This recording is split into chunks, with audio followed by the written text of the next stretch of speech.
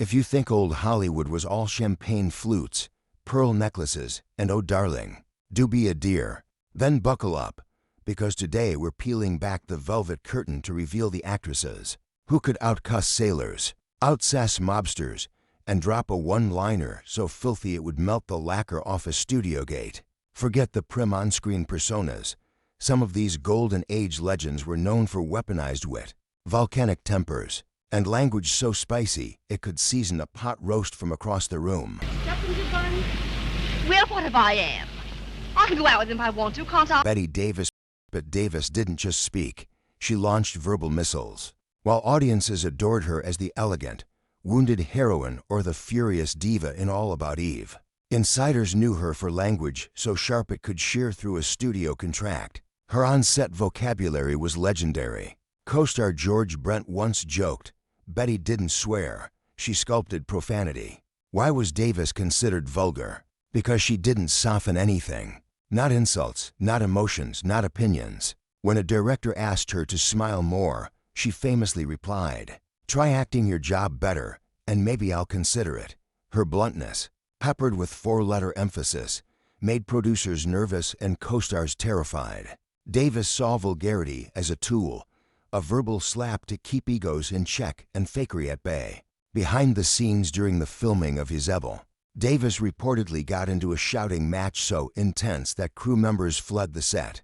Her retort, "If you can't stand the fire, get out of the woman's way." Critics often praised her ferocity. Davis is a hurricane wrapped in mink, wrote a 1940 reviewer. Vulgarity wasn't a flaw for Davis. It was her brand.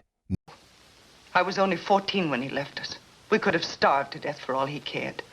You have no... Number 14. Joan Crawford. Joan Crawford looked like a porcelain doll, but don't let the cheekbones fool you. Off-screen, she could detonate like a Navy destroyer. Known for meticulously crafted glamour and icy sophistication, Crawford was equally known among insiders for colorful, stinging tirades. Her arguments didn't just include swearing, they were composed, practically Shakespearean with vulgar punctuation.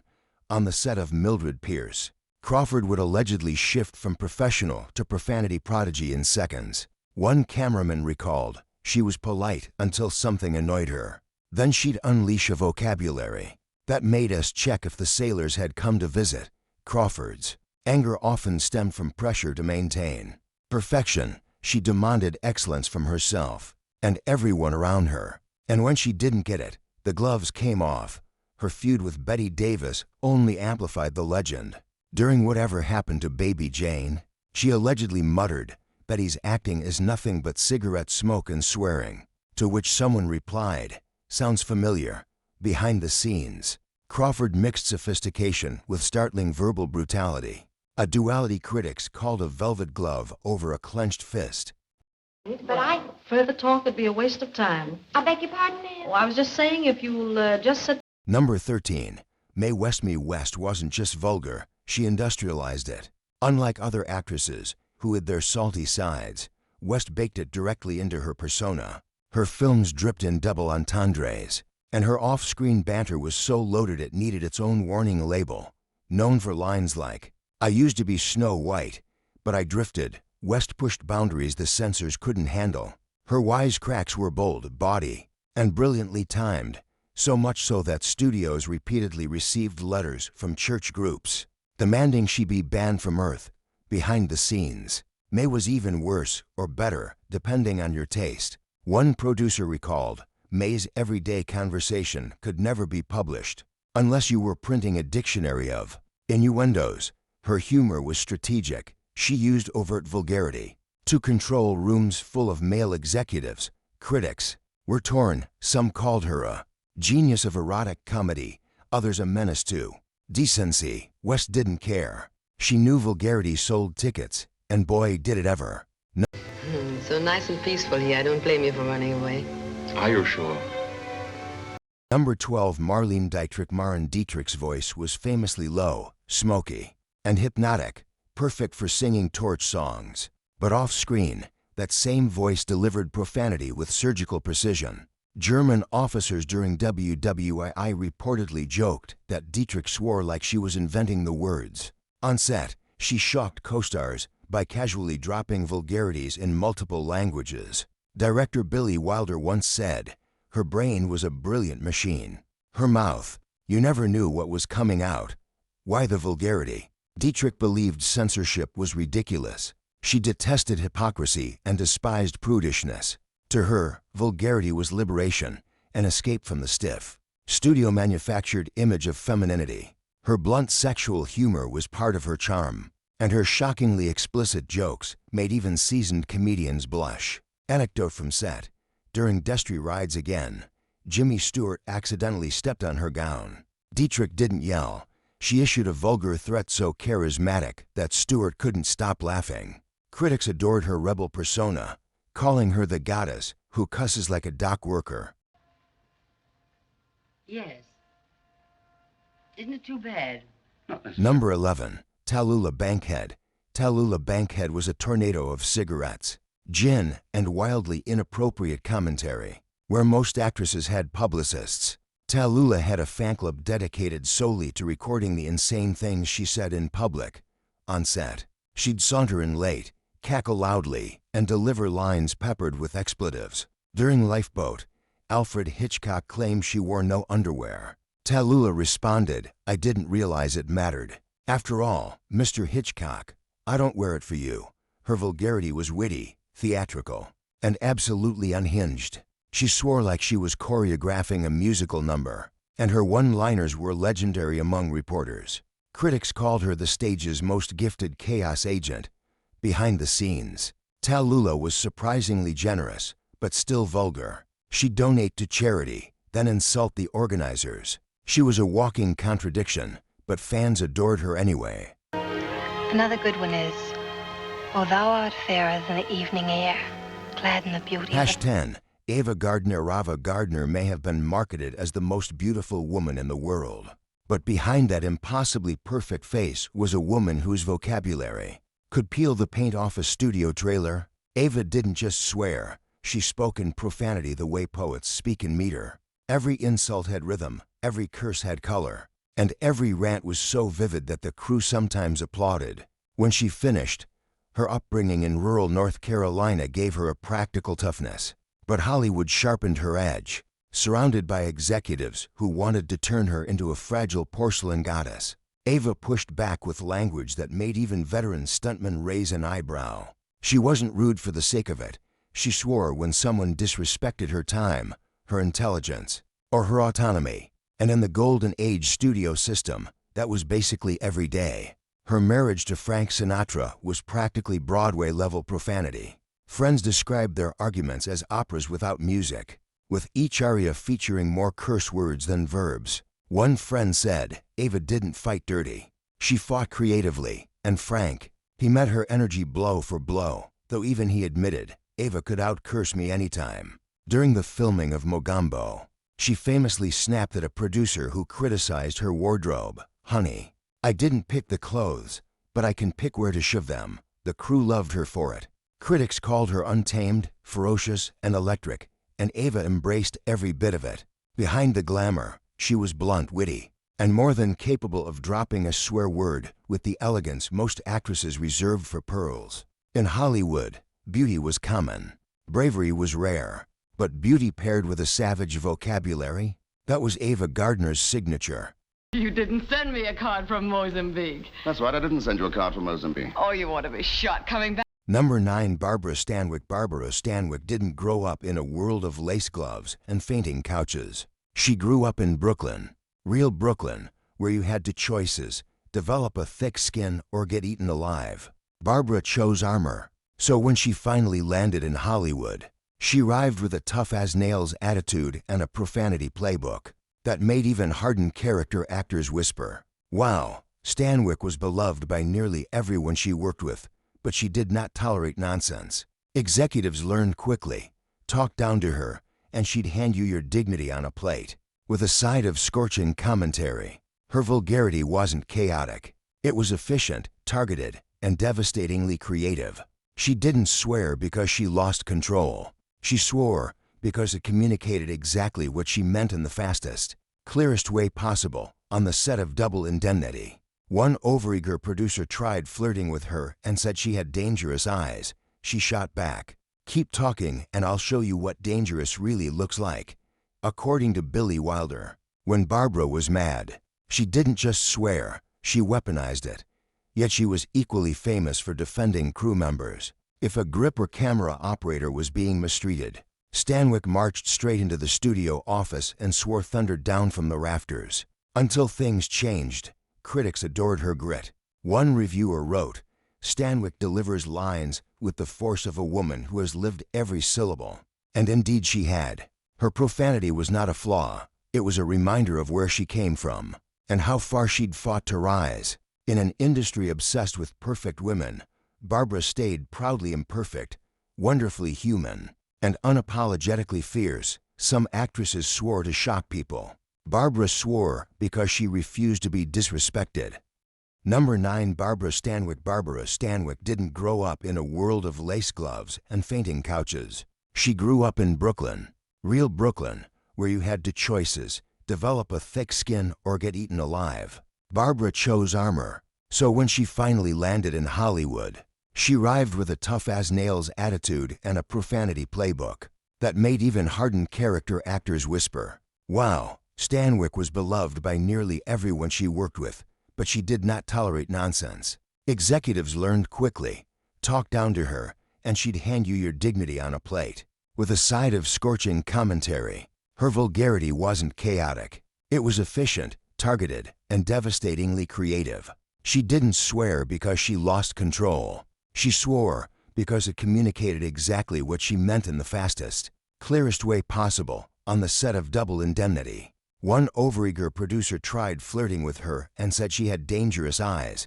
She shot back, "Keep talking and I'll show you what dangerous really looks like." According to Billy Wilder, when Barbara was mad, she didn't just swear, she weaponized it. Yet she was equally famous for defending crew members. If a grip or camera operator was being mistreated, Stanwyck marched straight into the studio office and swore thunder down from the rafters. Until things changed, critics adored her grit. One reviewer wrote, "Stanwyck delivers lines with the force of a woman who has lived every syllable."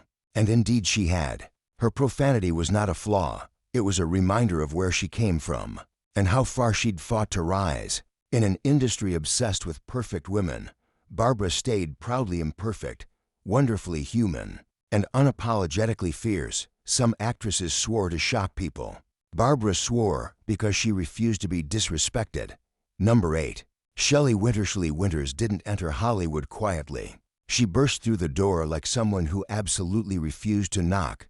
Loud, dramatic, hilarious, and gloriously vulgar. Winters was the kind of actress who could deliver an Oscar-winning performance by day, and by night insult a roomful of studio executives with such flair that they couldn't even stay mad at her. She didn't just swear, she punctuated life with swear words, like a jazz drummer keeping tempo. Her memoirs are infamous, packed with affairs, fights, wild nights, and profanity so dense the publisher reportedly asked if she could tone it down a hair. Winters said no. Of course she did. She believed honesty was more important than politeness, and honesty, in her world, usually came wrapped in 4-letter packaging on the set of A Place in the Sun. She allegedly tossed her Oscar into a producer's lap and said, "Here, you can finally hold something golden." Crew members said Shelley's insults were so creative they should have been printed on postcards. She didn't target the weak, the new, or the inexperienced. No, she reserved her verbal flamethrower specifically for the arrogant, the condescending, and the fake. Winters was emotional, expressive, and wonderfully unpredictable. One day she'd bake cookies for the cast. The next she'd call out a studio executive for lying, and do it loudly enough that the entire soundstage paused to listen. But beneath the vulgarity was a fierce intelligence. Shelley understood Hollywood better than most. She knew how to stand out, how to defend herself, and how to survive. Critics described her as a tornado wearing lipstick. She'd laugh at that, then probably add a few choice words of her own. Number 7. Rosalind Russell. Rosalind Russell built her career playing fast-talking reporters, whip-smart socialites, and women who could verbally knock out anyone in a 5-mile radius. But off camera, Her real personality made her characters look practically subdued. If quick wit were a weapon, Russell carried a machine gun, and she wasn't afraid to fire off a few expletives. To keep things interesting, Rosalind wasn't mean-spirited. She was simply fast. Faster than her censors, faster than her directors, and definitely faster than any actor who tried to keep up with her dialogue. During his Girl Friday, her rapid-fire delivery became iconic, but behind the scenes, that same speed applied to her insults. Crew members joked that she could deliver a 5-sentence rant, with 2 swear words strategically placed like commas. Her vulgarity wasn't loud or aggressive. It was sly, stylish, almost musical. Russell had a rare talent. She could swear elegantly. She could drop a curse word into a sentence with the same finesse she used to deliver a punchline. A fellow actor once said, Rosalind made swearing sound like high art on set. She often cracked jokes that weren't exactly family-friendly, but always so witty the room dissolved in laughter anyway. She liked to keep morale up, and nothing lifted spirits quite like a perfectly timed sarcastic remark, laced with cheeky profanity. Russell also mentored younger actresses, offering advice with her signature blunt humor. One recalled, "She told me, you're talented. Don't let these idiots make you doubt yourself," except she didn't use the word idiots. Critics adored her for her wit, calling her the smartest person in any room, even when playing someone who wasn't supposed to be. And that intelligence, that spark, often came packaged with a vocabulary just spicy enough to surprise you.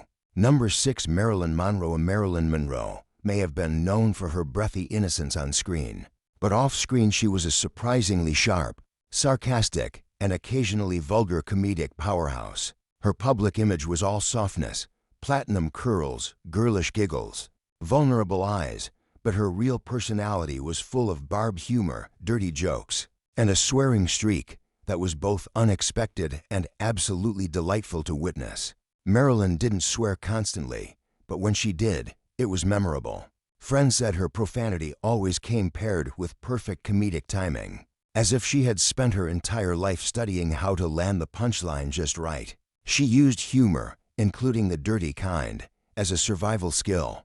Hollywood treated her like a fragile object, but Marilyn was no porcelain doll. She fought back with wit, and sometimes wit needed a well-placed curse on the set of Some Like It Hot.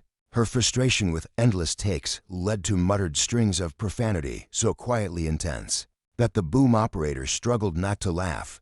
Billy Wilder once said, "She was adorable until she opened her mouth between takes. Then she was hilarious, filthy, and brilliant."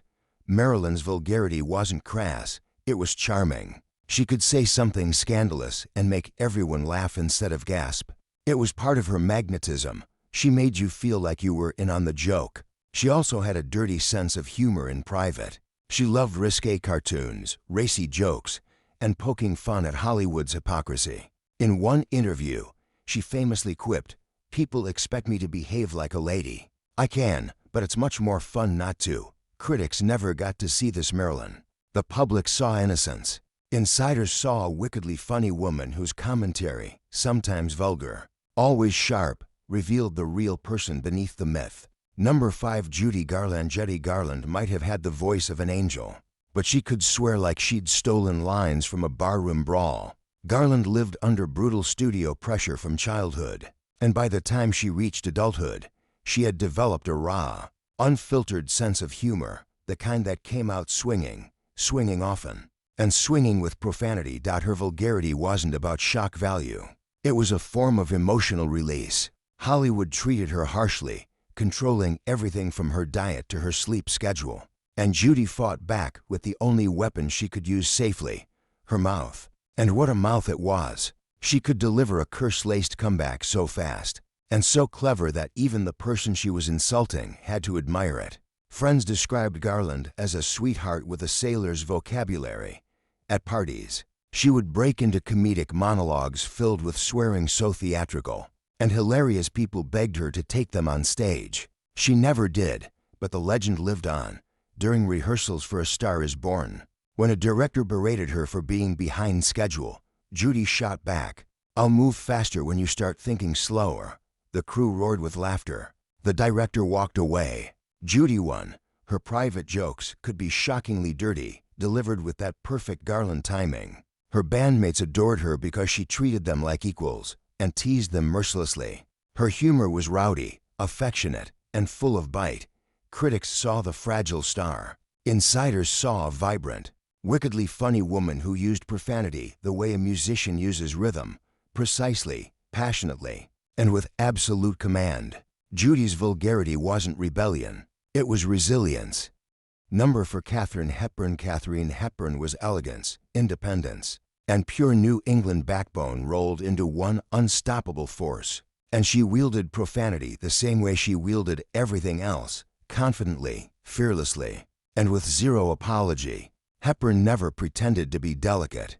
Her public persona was sharp, intellectual, and athletic, but her private persona, even sharper, and yes, occasionally decorated with a few spicy expletives. Hepburn didn't tolerate ego or stupidity, and when either crossed her path, she cut it down with a combination of biting wit and well-chosen swear words. She didn't swear constantly, but when she did, it was so perfectly earned that even the studio heads didn't dare scold her. She had that effect on people, one steely glare, one clipped insult, and everyone straightened up.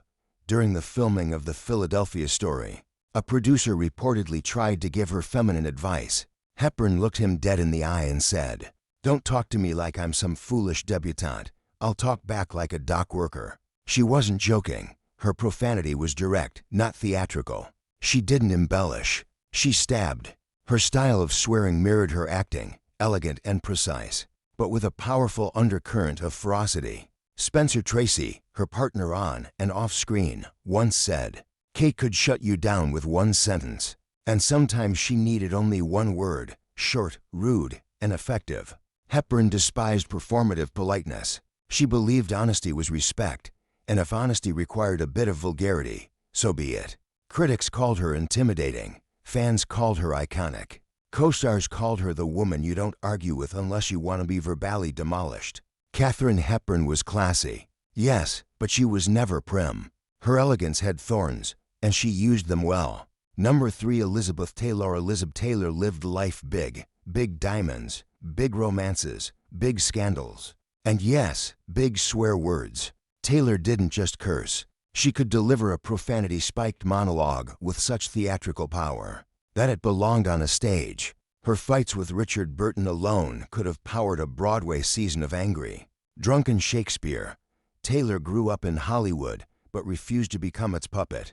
Her boldness was legendary. When she was happy, she laughed loudly. When she was angry, she cursed even louder. And because she was Elizabeth Taylor, she somehow made it look graceful. During the filming of Who's Afraid of Virginia Woolf, she unleashed so much profanity, both in character and between takes, that the crew joked the real movie was happening off camera. Burton once said, when Liz was furious, she could out-curse a Welsh miner. And that's saying something. Her swearing wasn't petty or childish. It was expressive, vibrant, often funny, and always wrapped in that unmistakable Taylor charisma. She had a way of delivering an insult so richly worded that people later quoted her like a poet of profanity. Taylor also used her colorful vocabulary to cut through Hollywood's nonsense. When a reporter asked about her 8th marriage, she supposedly muttered, "Oh, for *******'s sake," before giving the polished answer. Her honesty was refreshing, even when it was NSFW. Critics called her ferocious, untamable, and startlingly real. She embodied glamour, but with fire beneath the diamonds. And when the fire rose, so did the language. Elizabeth Taylor didn't need to be vulgar to be powerful, but she used it anyway, with style, with humor, and with the confidence of a woman who knew no one could silence her. Number 2. Lucille Ball. Lucille Ball is remembered as the lovable, chaotic, grape-stomping, chocolate-shoving queen of sitcom history. But the Lucy Ricardo the world adored had absolutely nothing on the real Lucille Ball. A fast-talking, sharp-tongued, quick-swearing comedy titan whose off-screen vocabulary was often spicy enough to require a censor. Lucy didn't swear out of anger. She swore out of comedic necessity. Her brain operated at 1,000 miles an hour, and sometimes the only way to release the pressure valve was to drop a well-timed curse. Desi Arnaz famously said, "Lucy invented new swear words when she ran out of old ones." On the I Love Lucy set, props constantly malfunctioned, and each mishap triggered Lucy's private string of profanity, usually delivered under her breath to avoid shocking the live audience. Cameramen often had to turn away to hide their laughter. Her muttered tirades became legendary among crew members, especially during the conveyor belt scene in Job Switching, where Lucy reportedly whispered a profanity for every chocolate that hit the floor. But Lucy wasn't mean. Her swear words were playful, dramatic, practically vaudeville. She used vulgarity the way comedians use punchlines to land the moment with maximum impact. Her friends adored her for it. Co-star Vivian Vance said, "Lucy's vocabulary wasn't dirty, it was enthusiastically expressive." Yet beneath the humor was a fiercely intelligent woman who understood the industry better than anyone. She used her unfiltered speech to hold her own in rooms full of powerful men. And it worked. Lucy became one of Hollywood's first female studio heads, swearing all the way to the top. America saw a wholesome, lovable clown. Hollywood insiders saw a comedy genius who swore with the grace of a ballerina and the force of a freight train. Number 1. Betty Hutton. Betty Hutton was chaos in heels, loud, energetic, explosive, and fueled by a vocabulary that could shake the rafters of any soundstage. If Hollywood had weather alerts, Betty would have been classified as a Category 5 personality. She didn't just swear, she unleashed profanity like emotional confetti, tossing it into every conversation with joyful, anarchic enthusiasm. Hutton burst into Hollywood in the 1940s with a voice big enough to fill a stadium, and a personality big enough to knock one down. Directors adored her talent, but feared her unpredictability. She could nail a comedic musical number perfectly, then the next minute scream at someone for interrupting her rehearsal, and her scream would include enough swear words to make a Marine sergeant salute. Her chaos wasn't cruelty. Betty swore because she was a walking thunderstorm of emotion. She felt everything intensely: joy, fear, frustration, excitement, and she expressed it with zero filter. On the set of Annie Get Your Gun, she reportedly rattled off an entire 30-second tirade at a lighting technician who adjusted her spotlight incorrectly. She apologized afterward, but the tirade itself became legend. Editors even admitted they had to cut around her mouth movements because lip readers could decipher the profanity she blurted when lines went wrong. Betty Hutton created the rare Hollywood problem of too much emotion for the censors. But here's the twist. Under the volcanic energy was a deeply sensitive, hard-working woman who cared passionately about her craft. Her vulgarity wasn't rebellion. It was intensity, electricity, life bursting out of her faster than she could control. Betty Hutton didn't just earn the number 1 spot, she embodied it. She was Hollywood's lovable disaster, the human firework who exploded in every direction, leaving laughter, chaos, and unforgettable profanity in her wake.